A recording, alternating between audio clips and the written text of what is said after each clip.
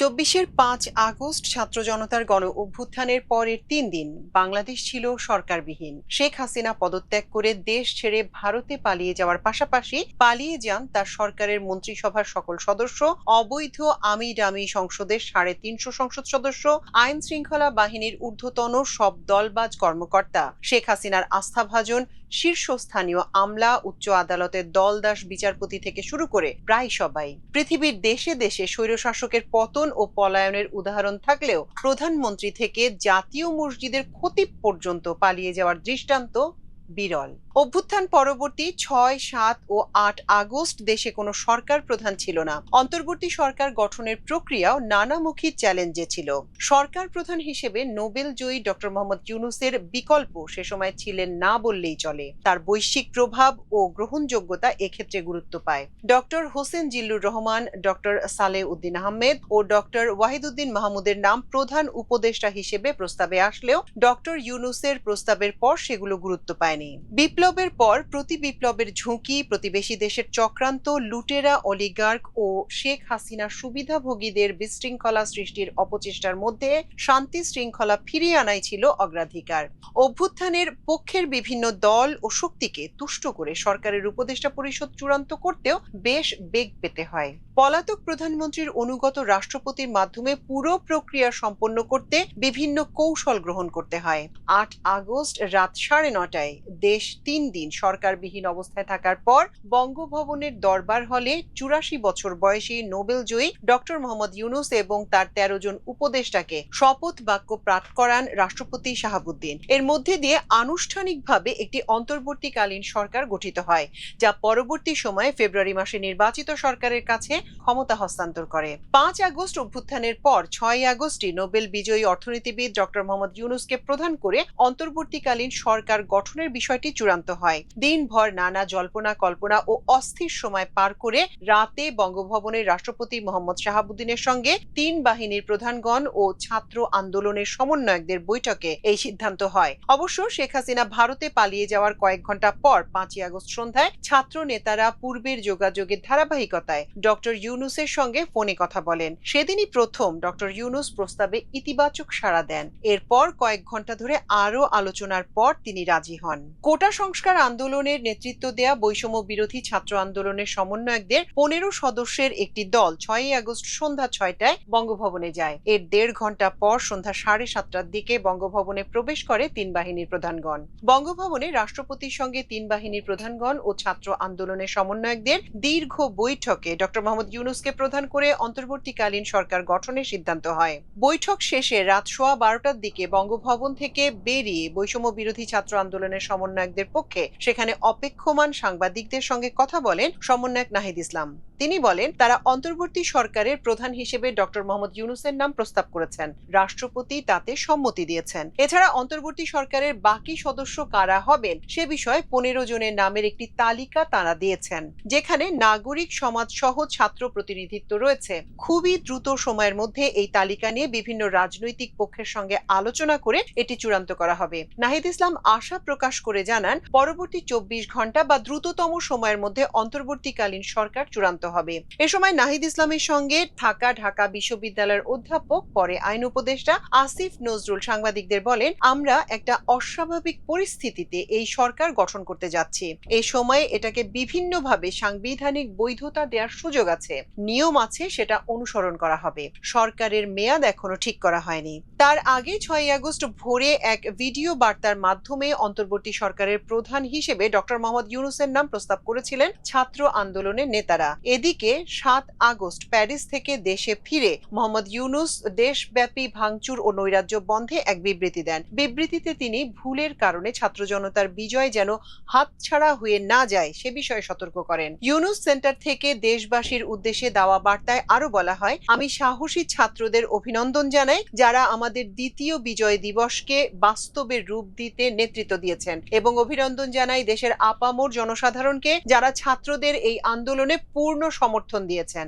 গণ অভ্যুত্থানের একদিনের মাথায় 7ই আগস্ট শ্রম আইন লঙ্ঘনের অভিযোগে মামলা থেকে খালাস পান গ্রামীণ টেলিকমের চেয়ারম্যান ও নোবেল জয়ী অর্থনীতিবিদ ডক্টর মোহাম্মদ ইউনূস সহ 4 জন। শ্রম আপিল ট্রাইব্যুনালের ভারপ্রাপ্ত বিচারক এম.এ. আওয়াল ওই দিন মামলার রায় দেন। মামলা থেকে খালাস পাওয়া অপর 3 জন হলেন গ্রামীণ টেলিকমের সাবেক ব্যবস্থাপনা পরিচালক আশরাফুল হাসান, পরিচালক নূরজাহান বেগম ও মোহাম্মদ শাহজাহান। 2024 সালের 1 জানুয়ারি ডক্টর ইউনূস সহ 4 জনকে 6 মাস করে বিনা শ্রম কারাদণ্ড দেন ঢাকার তৃতীয় শ্রম আদালত। মামলা থেকে খালাস চেয়ে 28 জানুয়ারি আপিল করেন ডক্টর ইউনূস সহ 4 জন। রাষ্ট্রপতি মোহাম্মদ শাহাবুদ্দিন 6 আগস্ট দ্বাদশ জাতীয় সংসদ ভেঙে দেন। এদিন বঙ্গভবনের সংবাদ বিজ্ঞপ্তিতে বলা হয়, রাষ্ট্রপতির সঙ্গে 3 বাহিনীর প্রধান, বিভিন্ন রাজনৈতিক দলের নেতা, সুশীল সমাজের প্রতিনিধি ও বৈষম্য বিরোধী ছাত্র আন্দোলনের নেতাদের অনুষ্ঠিত বৈঠকের সিদ্ধান্তের পরিপ্রেক্ষিতে সংসদ বিলুপ্ত করা হয়েছে। 6 আগস্টে বিএনপি চেয়ারপারসন খালেদা জিয়াকে নির্বাহী আদেশে মুক্তি দেওয়া হয়েছিল। এদিন বঙ্গভবনের এক সংবাদ বিজ্ঞপ্তিতে খালেদা জিয়াকে মুক্তি দেওয়ার কথা জানানো হয়। সংবাদ বিজ্ঞপ্তিতে বলা হয়, রাষ্ট্রপতি মোহাম্মদ শাহাবুদ্দিনের সঙ্গে 3 বাহিনীর প্রধান, বিভিন্ন রাজনৈতিক দলের নেতা, সুশীল সমাজের প্রতিনিধি ও বৈষম্য বিরোধী ছাত্র আন্দোলনের নেতাদের বৈঠকের সিদ্ধান্তের পরিপ্রেক্ষিতে খালেদা জিয়াকে মুক্তি দেওয়া হয়েছে। কথিত দুর্নীতির 2 মামলায় খালেদা জিয়াকে কারাদণ্ড দেওয়া হয়েছিল। 2 বছরের বেশি সময় তিনি কারাবন্দী ছিলেন। 2020 সালের 25 মার্চ সরকার নির্বাহী আদেশে তার সাজা স্থগিত করে শর্ত সাপেক্ষে মুক্তি দেয়। এরপর 6 মাস পর পর আবেদনের পরিপ্রেক্ষিতে তার সাজা স্থগিত করে মুক্তির মেয়াদ বাড়াচ্ছিল সরকার। শর্ত সাপেক্ষে দেয়া এই মুক্তিতে তিনি কার্যত গৃহবন্দী ছিলেন। বিদেশে যাওয়ার অনুমতি দিচ্ছিল না হাসিনা সরকার। অভ্যুত্থানের পরই তিনি পুরোপুরি মুক্তি লাভ করেন। এছাড়া 1 জুলাই থেকে 5 আগস্ট পর্যন্ত বৈষম্য বিরোধী ছাত্র আন্দোলন ও বিভিন্ন মামলায় আটক ব্যক্তিদের মুক্তি দেয়া শুরু হয়েছে বলে বঙ্গভবনের সংবাদ বিজ্ঞপ্তিতে উল্লেখ করা হয়। এতে আরো বলা হয়, ইতিমধ্যে অনেকে মুক্তি পেয়েছেন। বিশেষ করে বিএনপির নেতা নজরুল ইসলাম খান, আমির খসরু মাহমুদ চৌধুরী ও রিজভী আহমেদ সহ অনেকেই 6 আগস্টে কারাগার থেকে মুক্তি পান। দেশে শান্তি শৃঙ্খলা ফিরিয়ে আনতে 7 আগস্ট নয়াপল্টনে বিএনপি এক সমাবেশের আয়োজন করে। সেখানে এভার কেয়ার হাসপাতালের ক্যাবিন থেকে ভার্চুয়ালি যুক্ত হয়ে দলের চেয়ারপারসন ও সাবেক প্রধানমন্ত্রী বেগম খালেদা জিয়া দেশবাসীর প্রতি শান্তির বার্তা দেন। ধ্বংস, প্রতিশোধ, প্রতিহিংসা নয়, ভালোবাসা ও শান্তির সমাজ গড়ে তোলার আহ্বান জানান বেগম খালেদা জিয়া। তিনি বলেন, তরুণেরা যে স্বপ্ন নিয়ে বুকের রক্ত ঢেলে দিয়েছে, সে স্বপ্ন বাস্তবায়নে মেধা, যোগ্যতা, জ্ঞান ভিত্তিক গণতান্ত্রিক বাংলাদেশ গড়ে তুলতে হবে। লন্ডনে নির্বাসিত বিএনপির ভারপ্রাপ্ত চেয়ারম্যান তারেক রহমান প্রধান অতিথি হিসেবে এ সমাবেশে ভিডিও বক্তব্য দেন। প্রবল গণ অভ্যুত্থানে শেখ হাসিনা সরকার পতন ও পলায়নের পর দিনই বদলে যায় প্রশাসনের প্রাণকেন্দ্র সচিবালয় সহ বিভিন্ন সরকারি দপ্তরের 1.5 দশকের চেনা রূপ। ভয় শঙ্কা নিয়ে সচিবালয়ে হাজিরা দেন অনেকে আবার পরিস্থিতি পর্যবেক্ষণে গড় হাজির থাকেন।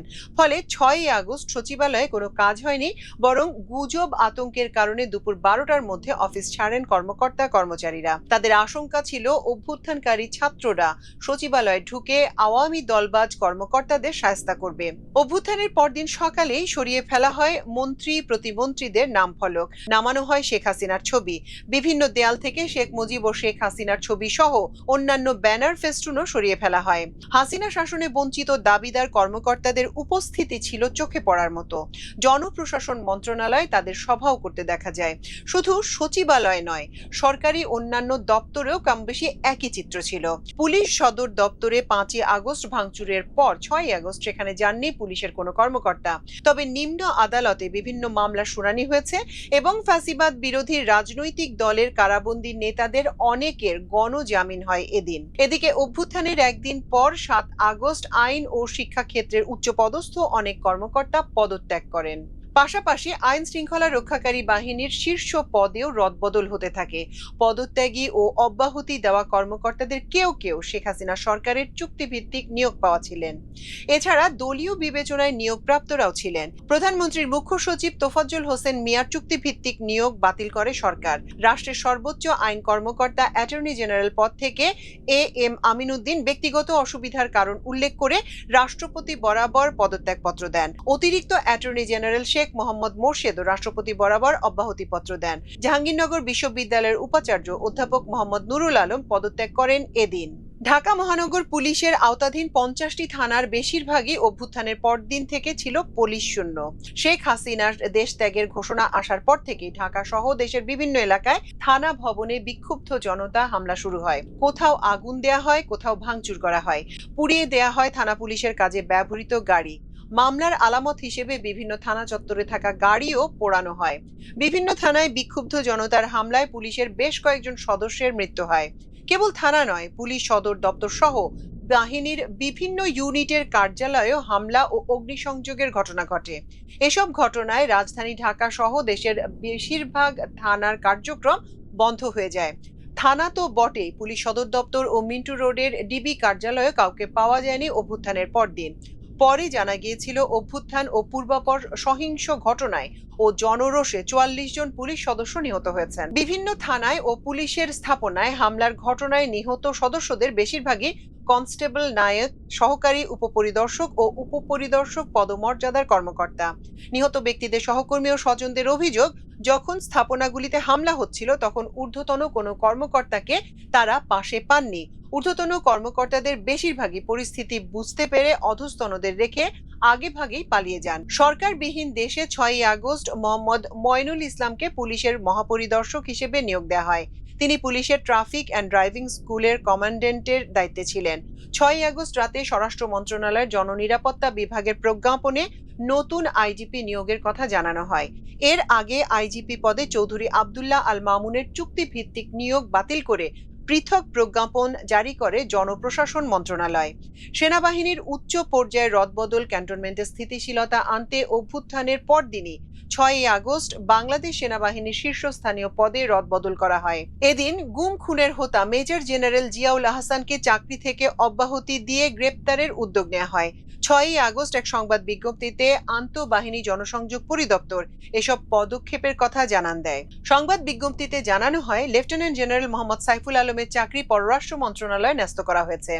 লেফটেন্যান্ট জেনারেল মোহাম্মদ মুজিবুর রহমানকে GOC army training and doctrine command, lieutenant general Ahmed Tabrez Shams চৌধুরীকে সেনাবাহিনীর quartermaster general, lieutenant general Mizanur Rahman শামীমকে সেনাবাহিনীর chief of general staff, lieutenant general Mohammad Shahinul হককে কমান্ড্যান্ট এনডিসি এবং মেজর জেনারেল আ.স.ম রিদওয়ানুর রহমানকে এনটিএমসির মহাপরিচালক হিসেবে নিয়োগ দেয় এদিন। ছাত্র জনতার অভ্যুত্থানের সঙ্গে সঙ্গে আন্তর্জাতিক মহল অকুণ্ঠ সমর্থন জানায়। বাংলাদেশ একটি শান্তিপূর্ণ, সুশৃঙ্খল ও গণতান্ত্রিক উত্তরণের আহ্বান জানান জাতিসংঘ মহাসচিব অ্যান্তোনিও গুতেরেস। 5 আগস্ট রাতে জাতিসংঘ মহাসচিবের মুখপাত্র ফারহান হক এ তথ্য জানান। ফারহান হক আরো বলেন, বাংলাদেশে সহিংসতার সব ঘটনার পূর্ণাঙ্গ, স্বাধীন, নিরপেক্ষ ও স্বচ্ছ তদন্তের আহ্বান জানিয়েছেন জাতিসংঘ মহাসচিব। বাংলাদেশের সব পক্ষকে শান্ত থাকার আহ্বান জানায় পশ্চিমা দেশগুলো। একই সঙ্গে তারা গণতান্ত্রিক উত্তরণের আহ্বান জানিয়েছে। ওয়াশিংটন বাংলাদেশের জনগণের পাশে রয়েছে এবং নতুন সহিংসতা থেকে বিরত থাকতে সব পক্ষের প্রতি আহ্বান জানায় যুক্তরাষ্ট্র। যুক্তরাষ্ট্রের পররাষ্ট্র দপ্তরের নিয়মিত ব্রিফিং দপ্তরের মুখপাত্র ম্যাথিউ মিলার এ সময় বলেন, আমরা গণতান্ত্রিক শাসন দেখতে চাই। আমরা চাই বাংলাদেশের জনগণ তাদের সরকার ঠিক করবেন। এ বিষয়ে আগামী দিন ও সপ্তাহগুলোতে আমরা নজর রাখব। ব্রিফিং এ অন্তর্বর্তীকালীন সরকার প্রসঙ্গে মিলার বলেন, এক্ষেত্রে জনগণের গণতান্ত্রিক প্রত্যাশার প্রতিফলন ও একটা গণতান্ত্রিক সরকার প্রতিষ্ঠার পথ সুগম করার বিষয়ে তারা জোর দিচ্ছেন এবং এটি গুরুত্বপূর্ণ। শেখ হাসিনার পতনের পরের দিন আয়নাঘর ঘেরাও করেন গুম হওয়া মানুষদের পরিবারের সদস্যরা। 6ই আগস্টে 8 বছর পর বন্দিশালা আয়নাঘর থেকে মুক্তি পান সাবেক সেনা কর্মকর্তা ব্রিগেডিয়ার জেনারেল আব্দুল্লাহিল আমান আজমি ও মীর কাসেম আলীর পুত্র সুপ্রিম কোর্টের আইনজীবী আহমেদ বিন কাসেম। এদিন ভোরে তাদের ছেড়ে দেয়া হয় নির্জন এলাকায়। তারা নিজ নিজ বাসায় ফেরেন। শেখ হাসিনার পতন ও দেশত্যাগের পর কারফিউ তুলে নিয়ে অফিস ও শিক্ষা প্রতিষ্ঠান খুলে দেয়া হলেও 6ই আগস্ট রাজধানীর পরিস্থিতি ছিল থমথমে। জীবনযাত্রা ছিল মন্থর, সড়কগুলো যান চলাচল ছিল কম, লোকজনও তেমন একটা ছিল না। পুলিশ না থাকায় মোড়ে মোড়ে যান চলাচল নিয়ন্ত্রণ করতে দেখা যায় শিক্ষার্থীদের। আন্দোলনে বিজয় অর্জনের আনন্দে দ্বিতীয় দিনেও ছাত্র জনতা ছিল উদ্বেলিত। 6ই আগস্ট সকাল থেকে ঢাকা বিশ্ববিদ্যালয়ের গণভবন ও ধানমন্ডি 32 নম্বর এলাকায় অসংখ্য মানুষকে সমবেত হতে দেখা যায়। কর্মবিরতি পালন করায় পুলিশ বাহিনীর কোনো সদস্যকে দেখা যায়নি। সড়কে যানবাহনের সংখ্যা ছিল কম, হাতে গোনা কিছু বাস চলাচল করেছে। অটোরিকশা ও ভাড়ায় চালিত মোটরসাইকেলের সংখ্যাও ছিল কম। দিনের প্রথম ভাগে সড়কে ব্যক্তিগত গাড়ি প্রায় দেখাই যায়নি, তবে দুপুরের পর থেকে কিছু ব্যক্তিগত গাড়ি চলাচল করতে দেখা যায়। রিকশাই ছিল প্রধান যানবাহন। দিনের প্রথম ভাগে যানবাহনের সংখ্যা কম থাকায় সড়কগুলোয় তেমন যানজট ছিল না, তবে দুপুর থেকে যানবাহনের সংখ্যা ক্রমেই বাড়তে থাকে। ট্রাফিক পুলিশ না থাকায় অধিকাংশ গুরুত্বপূর্ণ সড়কের মোড়ে যানবাহন নিয়ন্ত্রণ করতে দেখা যায় শিক্ষার্থীদের। শিক্ষার্থীরা ট্রাফিক নিয়ন্ত্রণের পাশাপাশি কোনো ফ্যাসিস্ট পালিয়ে যাচ্ছে কিনা সেটাও দেখতে সন্দেহজনক অনেক যানবাহনে তল্লাশি চালায়। অর্থ ও নথি নিয়ে পালানোর সময় শেখ হাসিনার একাধিক সহযোগী শিক্ষার্থীদের হাতে আটকও হয়। অভ্যুত্থানের পর সরকারবিহীন সময়ে দেশের বিভিন্ন কারাগারে বিশৃঙ্খলা সৃষ্টি হয়েছিল। 7 আগস্ট গাজীপুরের কাশিমপুর হাই সিকিউরিটি কারাগার থেকে বেরিয়ে যান 209 বন্দী। কারাগার থেকে বের হতে গিয়ে কারারক্ষীদের গুলিতে এদিন 6 জন নিহতও হন। আর কুষ্টিয়া জেলা কারাগার থেকে কমপক্ষে 94 বন্দী পালিয়ে যায়। সিরাজগঞ্জ কারাগার থেকেও কয়েকজন কারাবন্দী পালানোর চেষ্টা করেন। খবর পাওয়ার পরপরই এই 3 কারাগারে সেনা সদস্যরা উপস্থিত হয়ে পরিস্থিতি নিয়ন্ত্রণে আনেন। আর সাতক্ষীরা কারাগার থেকে আগে পালিয়ে যাওয়া 410 বন্দী ফিরে আসেন।